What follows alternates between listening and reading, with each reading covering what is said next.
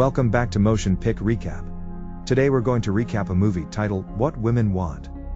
Spoilers ahead, watch out and take care. We hear several women explaining that a man they know called Nick is the ultimate man's man, totally irresistible, and that he was raised by his mother, who is a real Las Vegas showgirl. Nick wakes up in his apartment, and his assistant is cleaning his room for him.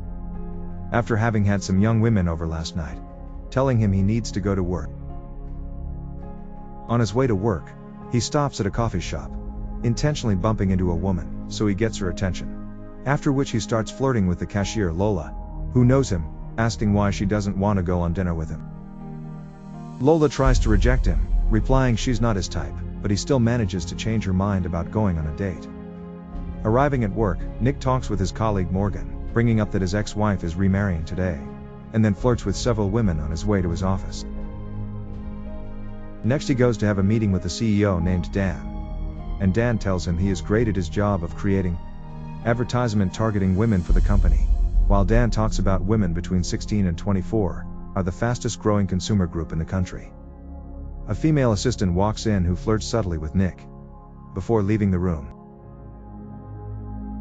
Dan then adds, they need newer and more female perspectives, and so he's hired a woman called Darcy and made her creative director and who will be his new boss. Nick feels emasculated and says it is unfair, but it's already done. Later he attends his ex-wife Lauren's wedding celebration, and she gets giggly when meeting him. And then he shakes her new husband's hand. Lauren explains they are going on a 2-week honeymoon, and then Nick's and Lauren's daughter, Alex, appears, and they make some small talk. Alex wishes her mother a good time on her trip, and says goodbye to her dad to go meet her boyfriend. Next day, the staff and the company are meeting the new creative director Darcy. The two meet and Darcy says she has heard a lot about him, and he says the same back. Dan then introduces her to the people, asking her to explain a bit about herself. She was successful at her previous firm, having helped them grow immensely and expanding their target audience to women, and says she hopes to do the same here.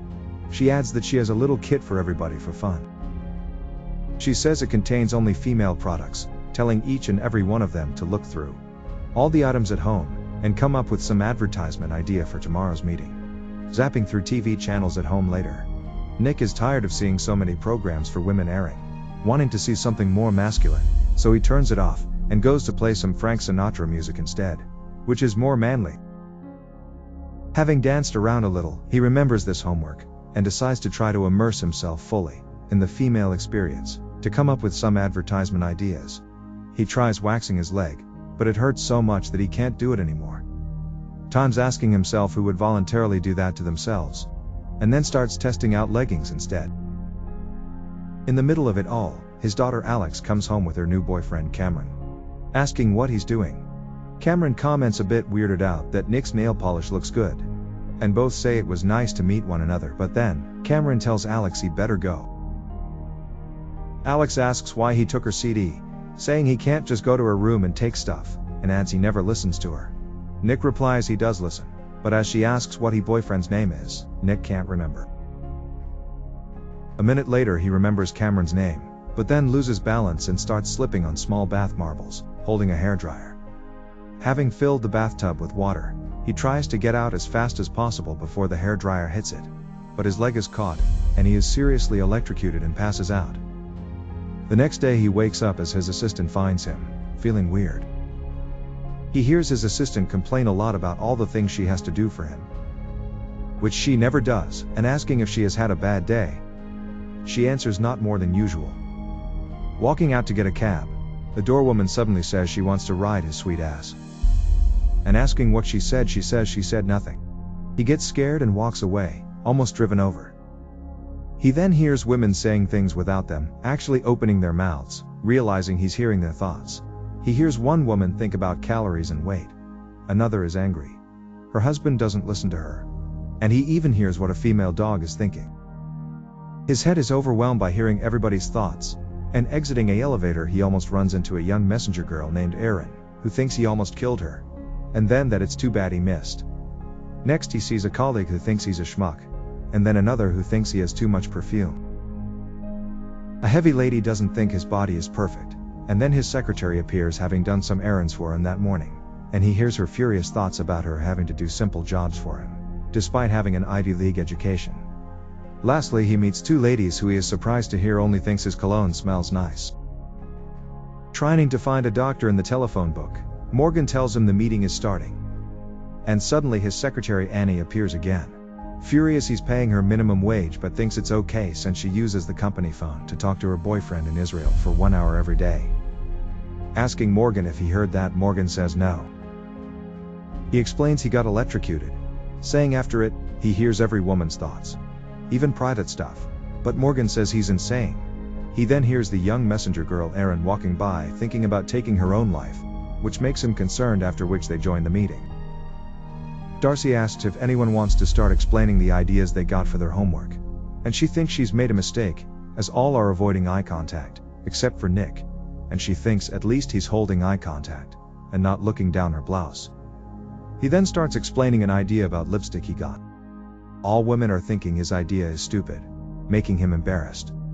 A female colleague starts explaining her idea about selling Advil to women, and Nick hears another woman thinking it's a good idea since she takes it when she wants to fake a headache. He interrupts the woman speaking, who immediately thinks she hates him having seen her naked. He asks them to imagine this ad where lights are out and a woman is in bed, and then her husband suggestively rubs her back. And then the ad says, "Advil is so mild, you can take it even when you're faking a headache." Asking the woman who though it if she doesn't agree, and she's so embarrassed she doesn't want to reveal it. She thinks he's an asshole, and Darcy remarks, it's good that he's thinking from a woman's perspective, but Advil would probably never approve it. Coming home, he accidentally walks in on his daughter and Cameron kissing, and Nick asks her not to think anything. But she wonders where her bra is and he sees it. Nick tells Cameron to leave, since he just turned 18, and Alex is still 15. She thinks she hopes this doesn't ruin Cameron from taking her to prom. And Nick immediately says she's not going to ball with him. And she wonders how he knew, and Nick says her mother told him. That night, Nick is once again immersing himself in the female experience. Hoping it will remove the curse of him hearing women's thoughts, he walks out in the rain with the hairdryer and turns it on, getting electrocuted once again. He hurries to a mall, walking and seeing a lot of women. He hears women talking, and hears nobody thinking anything, thinking the curse is gone, and starts dancing. But then he sees some mute people talking and hears them thinking what they are saying. Suddenly women who are not talking to anyone pass him, and he hears them all thinking. He drives to a therapist he went to get help, saying he is scared of all women he meets. She asks what is going on, and he explains he hears what women think, and she thinks he is just insane. But then she starts thinking about what she was doing before he arrived, and he tells her, surprising her. He then asks her to think of any number. He says the exact number she thought of, and she is amazed. She tests him again, asking what she's thinking, and he says it correct again, and she lights up, asking why he wants to get rid of such a gift, and he says every woman he knows think he's an asshole. She remarks every woman coming to her wishes that her husband understood her better, saying, if men are from Mars and women are from Venus, and he speaks Venusian, he could rule. He gets an idea going to Lola, hearing her thinking he's looking good, and that she hasn't had sex in 6 months. Nick starts off by saying he can't take a no for an answer about them together. And Lola thinks for herself that she hopes he won't hurt her, and he starts explaining he wants to take it slow, because he always feels worried about getting hurt, and asking if he's serious. She reveals she worries about that too. Arriving to work, Nick tells Annie to say hi to her boyfriend in Israel, and compliments her on her hard work. The messenger girl Erin is thinking of how nobody sees her, and then Nick appears helping her, telling her to be careful, and she lights up and thinks there is actually life on this planet. He walks into Darcy, who's just been talking to Nike, which is looking for an advertiser. Darcy wonders what Nick is up to, since it always seems like he's checking her out, and he immediately looks away, remarking she's really decorated her office quickly. She thinks he could never guess her paintings are taken by Margaret Bourke White, and Nick asks it. They are all by Margaret Bourke White. She's impressed, after which Nick asks her kindly if she'd let him go after one of their biggest clients and try to close them, saying he's really good at convincing people. She replies there are several big clients, but thinks for herself she wants to go after the big ones herself. He asks her about Nike, and she says nobody but she knows about them, and he says he has contacts, and has heard it, and adds they are on the same team, but really wants to go after them. Darcy tells him what Nike wants, saying they want to empower women, wanting to really get into women's heads. The CEO comes in asking their opinions on an ad poster, and Darcy thinks some things she would change about it, and then Nick steals her ideas saying what she was about to say. And Dan tells Nick that was a good idea. She's stunned, and to not just say the same thing, she tries to come up with another idea which is not as good. Dan says he thinks Nick's idea was better, after which Darcy's secretary tells Nick his daughter is on line 1. And Nick acts very nice to her daughter, surprising Darcy, who didn't think he was so nice, or even had any children. He tells Darcy his daughter is going to prom, and she replies, going to the prom is mostly about the dress, and he asks if it's true, and she says yes. She thinks this starts feeling like a date and that he must go, and before even saying anything Nick says he must go, telling himself afterwards, Darcy won't last a month. Coming home, seeing Alex's friends looking at dresses, thinking he's cheap for having no food at home. He says he's going on a date later, and that they can call and buy a pizza if they want, adding he wants to take Alex to go shopping for a dress, and Alex's friends get jealous she has such a nice dad.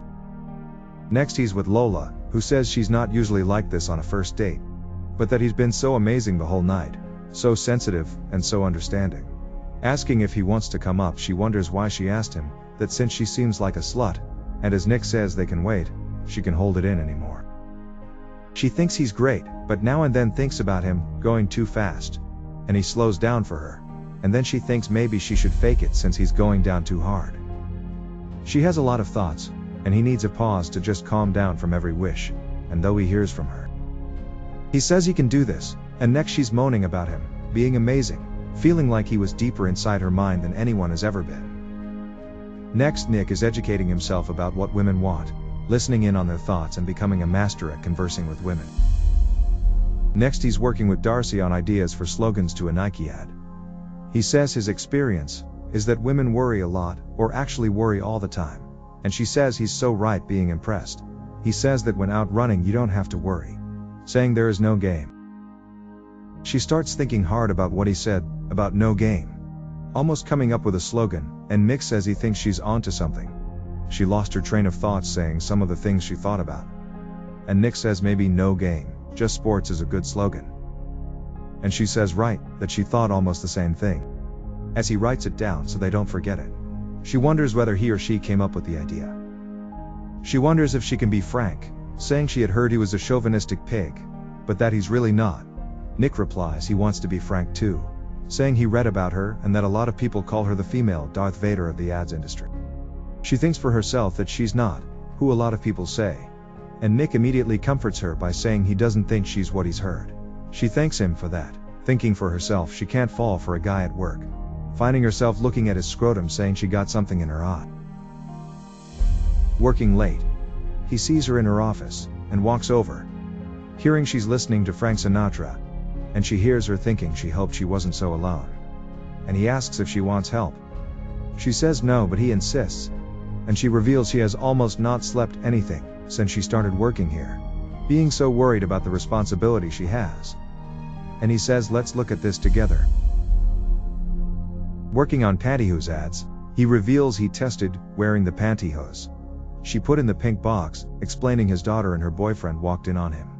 And she laughs, asking how he looked, and he says he probably looked hot. Next he's out with Alex trying dresses. She is trying one after the other, and both Nick and she think they are so-so. The ones she's trying start getting worse, or more expensive, and the dress montage continues. She continues trying some other outfits, but then eventually she finds the one that's great, and she thinks for herself it's good. It makes her look older, thinking she can't believe this is what she'll wear on the last day of being a virgin. And Nick almost faints hearing it. Nick then says he wants to talk to her, saying he realizes he's not been a perfect dad, but that it doesn't mean he doesn't have the right to talk about a romantic life. And she asks if he means sex, and he's stunned she so comfortably just said it. He says, men and women don't think the same about sex, and Alex replies she had this talk with her mother, asking him to leave it to her mom to teach her. She says she's promised to meet with her friends and thanks him a lot for the dress. He hears the women around him have many different thoughts about what just happened. At home later, his phone rings, and he hears Darcy asking herself what she's doing. And he says, "Hi Darcy," and she is surprised he knew it was her. She, embarrassed, says she was thinking about him. She replies she knows, and adds, "It's a curse," but Nick says, "That's a relief, because then people around her don't have to worry about what she thinks." She explains her ex-husband didn't like that about her, remarking she probably should talk about that. Nick, however, wants to hear, and she says they became competitive, and so they broke up, and she got out into the world on her own, which made her quite scared, but says it's much tougher to be alone than she thought, and then they start kissing. She later says he is an exceptionally great kisser. Both remark it's nice that they can talk about all things together, and Nick remarks, he's never had this much fun making out. She starts thinking about asking him back to her apartment, but Nick just says good night, and she leaves happy. Coming home later, he sees Lola. Nick asks how long she's been out here, and she replies a few hours, telling him he tortured her after not meeting her for 6 days. After that life-altering sex they had, adding she knows his secret. Since he knows what women want, he must be gay. He's stunned, but hears her wishing he's gay so she doesn't have to feel hurt, and being rejected by yet another guy. To save her, he reluctantly says she's right, remarking he's as gay as it gets. She's relieved, telling him she knows he will make another guy very happy someday, saying goodbye. At work the next day, Darcy says she wants him to pitch what they worked on, even though he wants her to do it. Then suddenly Nick hears the messenger girl Erin, wondering how long it would be before people would start noticing she is gone. Concerned, he asks his female co-workers about her, and is told Erin was turned down 2 years ago by him, having tried to become a copywriter, after which his friend fetches him. He holds the pitch for the decision makers at Nike, who are all women, and they love it, and Darcy and Dan are satisfied too. Writing a letter to Darcy, she appears wanting to celebrate their big win, and she asks why he's not happy right now since he did so great. Nick says she was the great one, and she replies they both were, wanting to show him something, and next they are at her apartment. She says she just bought it, that it's her first home ever she owns herself, and they start kissing. She is very excited, almost like a little kid, and wants to show him around, explaining her plans for all the rooms. They hear some music playing outside, after which he asks where her bed will go, and she says right in this room, and he walks up to her and they start dancing. Next he's talking to Dan, who is thrilled about his great work, but Nick says he wants to talk about that, because Darcy's the one who actually did it. Dan says he was just earlier firing Darcy, and Nick is shocked, telling Dan to call her and get her back. But Dan says he can't, because the board approved it. Nick says every idea Nike loved yesterday was Darcy's ideas, not his, telling him to save the company by reversing what he did. On his way out he doesn't see Erin. Getting worried, he asks if anybody knows where Erin lives, but nobody knows for certain, and he has to try to track her down by himself. In an alley somewhere, a flash hits an electrical device. Nick is suddenly hit by a lot of electrical sparks flying around him in the rain. He continues and eventually arrives at a building where she supposedly lives, entering her apartment that has an unlocked door, asking loudly if anybody is home. The apartment seems dark and empty, and the cat wants into what is a bedroom. He finds a letter and gets worried reading it, but is then scared to death seeing Erin, and she is equally as scared. He immediately asks if she's okay, and she replies she's sorry that she didn't show up for work today, but that she was just about to call. Nick remarks she must be wondering why he's there, and she says she was just thinking that. Nick didn't hear her thoughts at all, realizing his curse is gone, asking her what she's thinking right now, and she replies she thinks he's even crazier than she is, and he gets very happy. He then says he's glad he managed to find her before she'd hurt herself, and she asks how he knew that, and he says he could sense it. She starts crying, saying, "That's not good." Nick then says the real reason he's there is because they have the Nike account and a job opening in their team, and he and Darcy want her to be a copywriter, asking if she's still interested. And extremely happy, she says she's unbelievably available. Next he's trying to reach Darcy, but she doesn't want to talk to him. Suddenly his ex-wife calls, saying Alex is really upset and sad about something, and Nick hurries to the school where prom is in full swing. He finds her in the ladies' bathroom, having cried for an hour, and asking what's happened. She explains she had promised Cameron to sleep with him, but then told him she's not ready, and Nick remarks that's good. And then she says Cameron ditched her, and went over to his old girlfriend and started making out. Nick says he's proud of her and that she's very strong for having stood up for herself. He remarks she looks beautiful and she asks him to take her home. Having tucked her into bed, he tells himself he has to do the right thing, and hurries over home to Darcy, telling her he needs to talk to her. He remarks she decorated the place nicely, and she says she's selling it again since she has no job no more and can't afford it. Nick replies she should return her phone calls more often, saying Dan got her job back. Nick then reveals he's the cause she got fired, having taken her ideas, saying he has been awful. He adds that he however fell in love with her along the way, which makes this even more awful. He replies that if it's true she got her job back, then he's fired and he is stunned. But remarks he deserves it. He says he better go, but then she asks if that's it, and he replies he doesn't want that to be it, and she tells him not to let her stand in his way then, adding she can't let him go either because she loves him too. The end. Thank you for watching. Make sure to subscribe if you'd like to see more videos like this, and hit the like button to help us out. Until next time, take care.